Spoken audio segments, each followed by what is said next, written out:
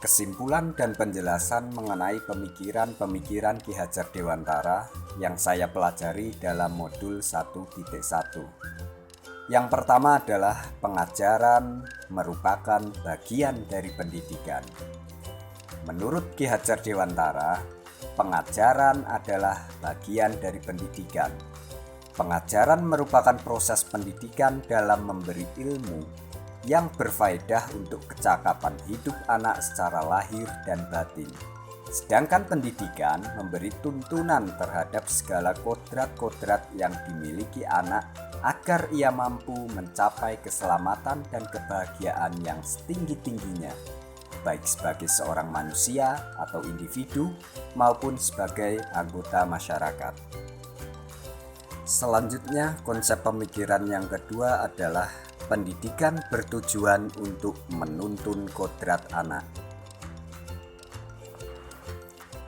Ki Hajar Dewantara menjelaskan bahwa dasar pendidikan anak berhubungan dengan kodrat alam dan kodrat zaman. Kodrat alam berkaitan dengan sifat dan bentuk lingkungan di mana anak berada, sedangkan kodrat zaman berkaitan dengan isi dan irama. Artinya, bahwa setiap anak sudah membawa sifat atau karakternya masing-masing. Jadi sebagai guru kita tidak bisa menghapus sifat dasar tadi. Yang bisa dilakukan adalah menunjukkan dan membimbing mereka agar muncul sifat-sifat yang positif sehingga dapat mengaburkan sifat-sifat yang negatif. Sebagai metafora, dalam menuntun pertumbuhan kodrat anak, KHD mengibaratkan peran guru atau pendidik seperti seorang petani atau tukang kebun. Petani hanya dapat menuntun tumbuhnya jagung, atau seorang petani sayuran, ia dapat memperbaiki kondisi tanah, memelihara tanaman, menyiramnya setiap hari, memberi pupuk, membasmi hama, atau ulat-ulat dan jamur-jamur yang mengganggu hidup tanaman tersebut. Petani tidak dapat memaksa agar jagung tumbuh menjadi padi atau tanaman sayuran tumbuh menjadi pepaya. Begitupun dengan guru atau pendidik. Pendidik hanya bisa menuntun dan merawat tumbuh kembang anak sesuai dengan kodratnya. Yang ketiga adalah pendidikan berhamba pada anak. Atau dengan kata lain, kita menjadikan anak sebagai subjek pembelajaran, bukan sebagai objek pembelajaran. Sehingga di situ akan nampak dari bakat, minat, dan potensi anak yang dapat dikembangkan oleh pembelajar. Selain itu, pendidikan yang berhamba pada anak menekankan pada kebutuhan dan kemampuan individu, menghadirkan model dan metode belajar yang menggali motivasi untuk membangun habit anak menjadi pembelajar sejati, selalu ingin tahu terhadap informasi dan pengetahuan, suka dan senang membaca, dan dapat menjadi teladan untuk budi pekerti yang baik. Konsep pemikiran KHD yang keempat yaitu ing ngarsa sung tulodo, ing madya mangunkarsa, tuturi handayani. Jadi, hal terpenting yang harus dilakukan oleh seorang pembelajar adalah menghormati dan memperlakukan anak dengan sebaik-baiknya sesuai dengan kodratnya. Melayani mereka dengan setulus hati, memberikan teladan, membangun semangat, dan memberikan dorongan bagi tumbuh kembang anak. Menuntun mereka menjadi pribadi yang terampil, berakhlak mulia, dan bijaksana sehingga mereka akan mencapai kebahagiaan dan keselamatan.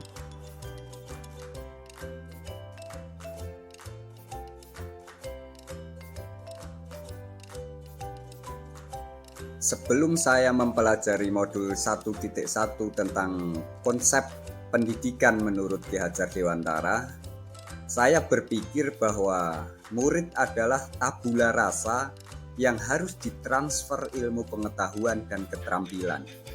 Jadi, tugas saya sebagai pembelajar hanyalah mentransfer ilmu tersebut. Saya juga berfokus kepada tuntutan kompetensi kurikulum. Ketika materi dalam kurikulum sudah selesai, saya berpikir, maka selesailah tugas saya sebagai pembelajar. Jadi, saya menghendaki bahwa semua murid pandai dalam pelajaran matematika, ilmu pengetahuan alam, ilmu pengetahuan sosial. Murid juga pintar dalam bidang seni, cekatan dalam pelajaran pendidikan jasmani, olahraga, dan kesehatan. Tak jarang saya juga mengeluh ketika ada murid yang bandel, yang lambat dalam memahami pembelajaran, sering mengganggu kawannya, atau susah ketika menjawab soal yang menurut saya itu soal mudah. Nah, intinya saya berpikir bahwa murid harus pandai dalam semua mata pelajaran yang saya ajarkan.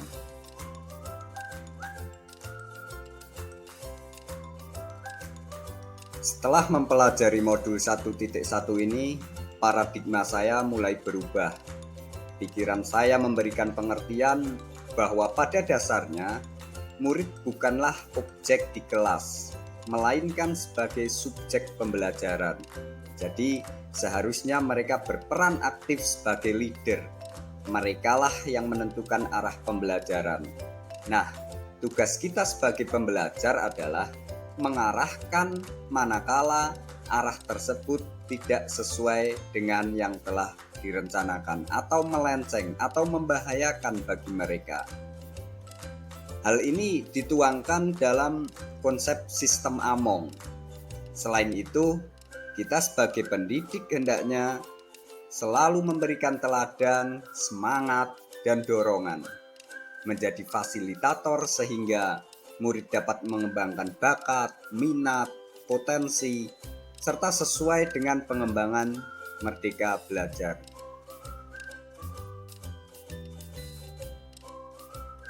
Yang bisa segera saya terapkan di kelas yang merefleksikan pemikiran dari Ki Hajar Dewantara diantaranya: 1. Tidak memberikan hukuman kepada murid. 2. Lebih sabar dalam membimbing. 3. Mengenali lebih dalam karakter murid. Yang 4. Memberikan teladan positif melalui pembiasaan baik. Yang 5. Memberikan motivasi kaitannya dengan rasa ingin tahu dalam ilmu pengetahuan. Yang 6. Memberikan aura positif dalam setiap pembelajaran yang dilangsungkan. Yang 7. Menciptakan aura yang menyenangkan dalam setiap pembelajaran. Dan yang ke-8 adalah menanamkan kepemimpinan kepada setiap murid.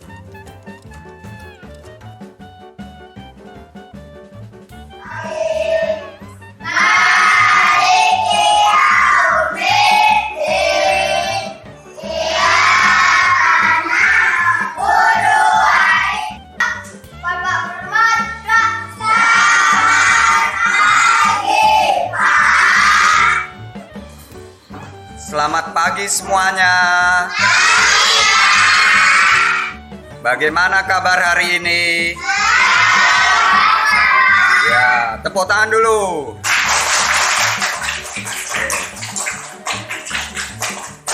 Siapa yang tadi pagi sudah sarapan? Boleh tunjuk tangan. Ada yang belum? Ya, nggak apa-apa, tapi jangan mengantuk. Sarapannya pakai sayur apa?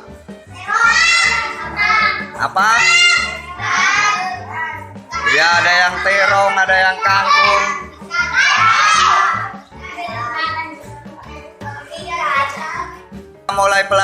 Sebelum kita mulai pelajaran hari ini, kita tepuk semangat dulu. 1, 2, 3, tepuk semangat.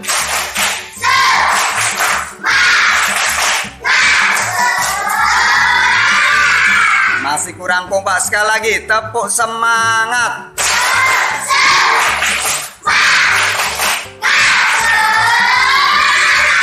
Oke.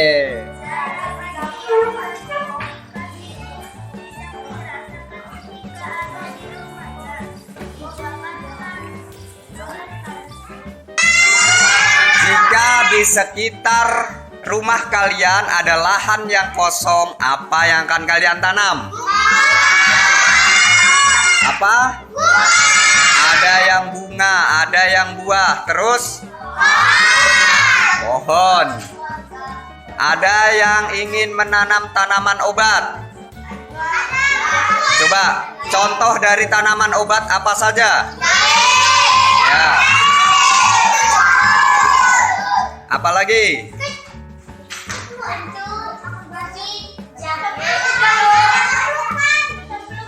Ya.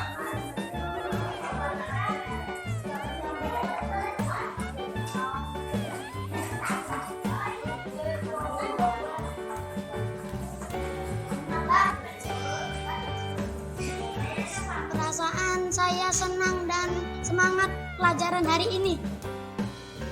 Saya senang dan semangat belajar. Saya senang belajar di hari ini. Saya senang dan gembira belajar hari ini.